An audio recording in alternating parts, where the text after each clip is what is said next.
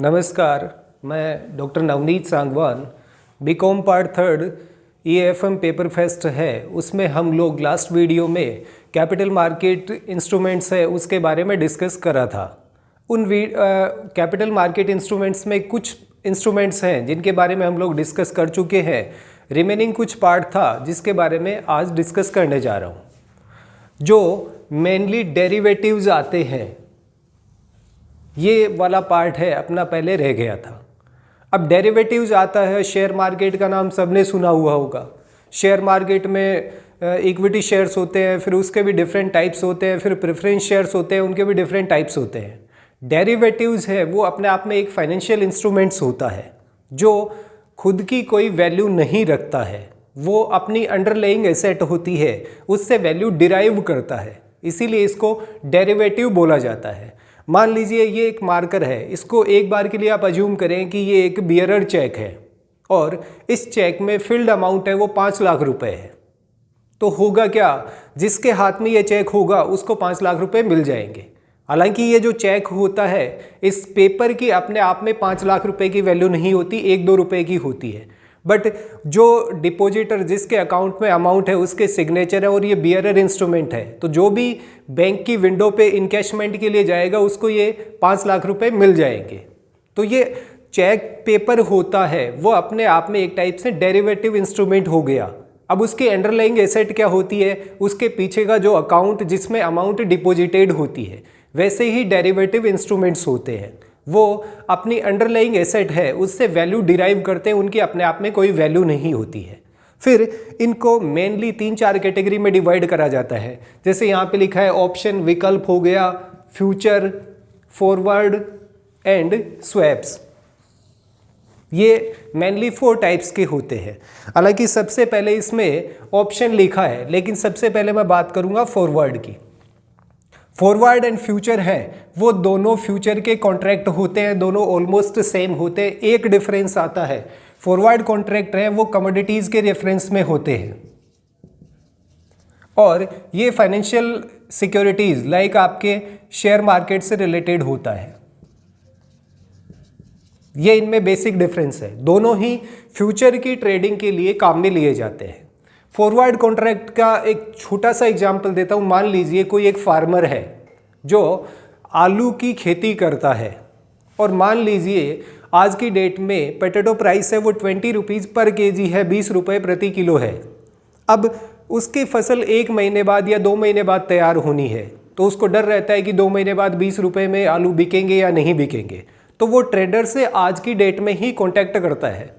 Contact करने के बाद में ट्रेडर को लगता है कि फ्यूचर में प्राइसेस और ज़्यादा जाएंगी, तो वो आज की डेट में 20 रुपये में परचेज करने को रेडी होता है। तो दोनों की डिजायर है वो सेम है, एक 20 रुपये में फ्यूचर की डेट पे बेचने को रेडी है और एक 20 रुपये में फ्यूचर की डेट में परचेज करने को रेडी होता है। तो एक की रिस्क ये थी कि प्राइस कम हो गई, फार्मर को लॉस हो जाएगा, वो एडवांस में एग्रीमेंट कर लेता है। और ट्रेडर की रिस्क ये थी कि फ्यूचर में हो सकता है प्राइसेस बढ़ जाए, उस रिस्क को कम करने के लिए वो एडवांस में 20 रुपये पर केजी के हिसाब से आलू का एग्रीमेंट कर लेता है। ये होता है फॉरवर्ड कॉन्ट्रैक्ट, ठीक है। अब इस फॉरवर्ड कॉन्ट्रैक्ट की एक प्रॉब्लम ये होती है कि ये लीगली बाइंड होता है, यानी आपने जो कॉन्ट्रैक्ट करा है वो आपको परफॉर्म करना पड़ेगा। और यही सेम चीज़ अगर सिक्योरिटी पे या शेयर्स पे अप्लाई कर दी जाए तो उसे फ्यूचर बोला जाता है, और फ्यूचर है वो भी लीगली बाइंड होता है। यानी आपके जैसे आपको लगा कि कोई ABC कंपनी है, उसका शेयर आज की डेट में 80 रुपीज़ का है, फ्यूचर में उसकी प्राइसेस 150 रुपीज़ होने वाली है, तो आप आज ही की डेट में फ्यूचर के लिए कॉन्ट्रैक्ट कर लेंगे। अब फ्यूचर में प्राइसेस कुछ भी हों, चाहे वो 60 रुपीज़ रह जाए या 200 हो जाए, दोनों ही पार्टी को अपना कॉन्ट्रैक्ट है उसे परफॉर्म करना पड़ता है। ये होता है फ्यूचर। फिर आता है ऑप्शन ट्रेडिंग की बात, विकल्प ट्रेडिंग की बात।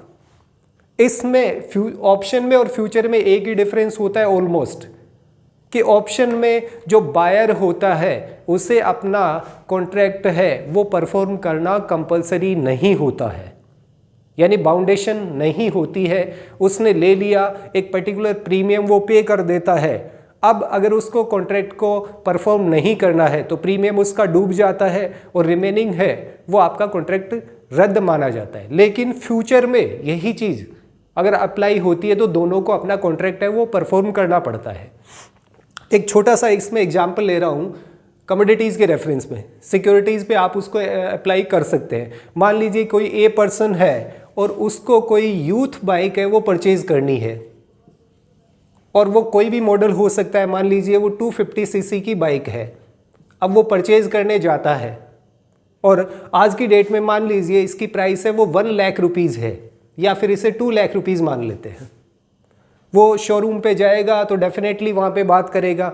अब उसको कलर पसंद नहीं आया या फिर 250 सीसी की बाइक उसको वहाँ पर नहीं मिलती है, और उसको लगता है कि 1 महीने बाद इसकी प्राइसेस हैं वो 2,50,000 रुपीज़ हो जाएगी।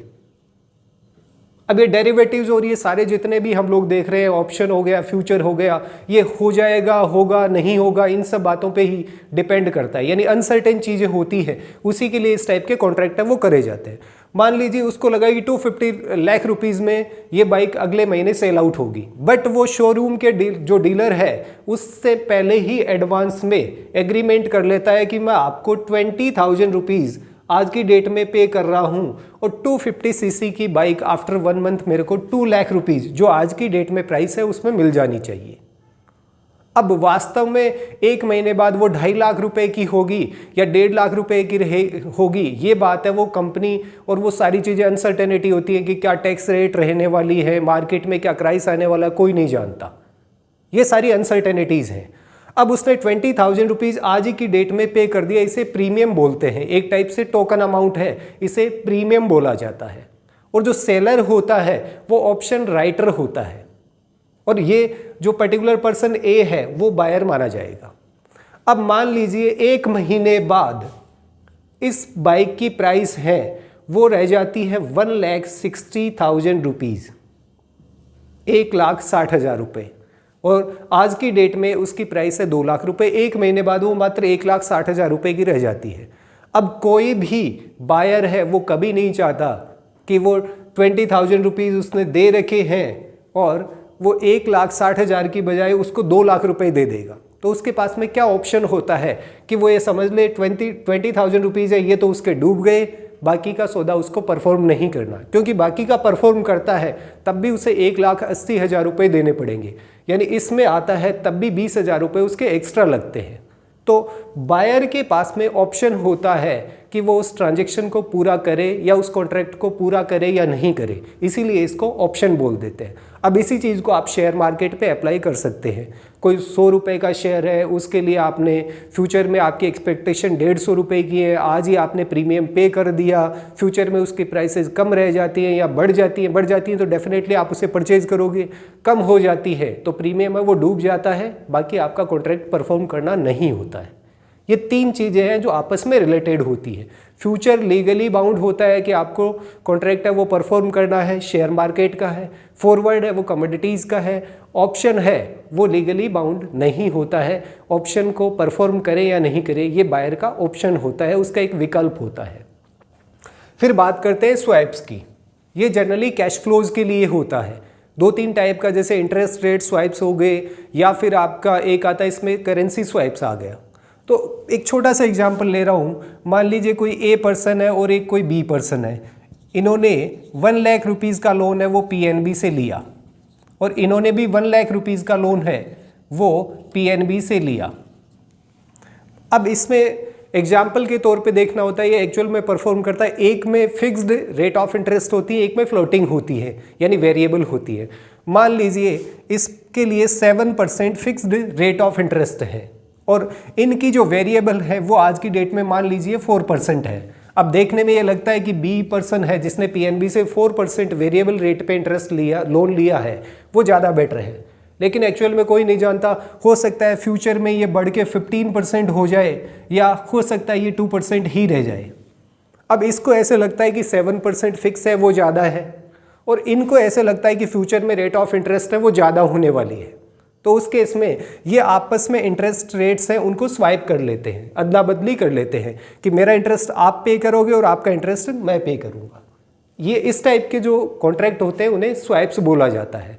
हालांकि इसमें सिर्फ और सिर्फ रेट ऑफ इंटरेस्ट का स्वाइप होता है, प्रिंसिपल अमाउंट यानी मूलधन है वो आपस में स्वाइप या अदला बदली नहीं होता है, तो इसे स्वैप्स कॉन्ट्रैक्ट बोला जाता है।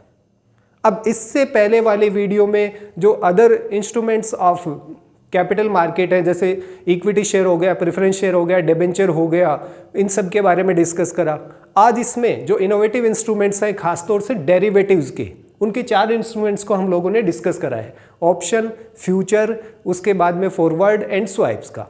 एक इसमें लोन और आता है, और लोन है वो शॉर्ट टर्म के भी होते हैं, लॉन्ग टर्म के भी होते हैं। कैपिटल मार्केट की जहाँ तक बात आती है, इसमें वो लोन्स इंक्लूड होते हैं जिनका maturity period more than 1 year का होता है।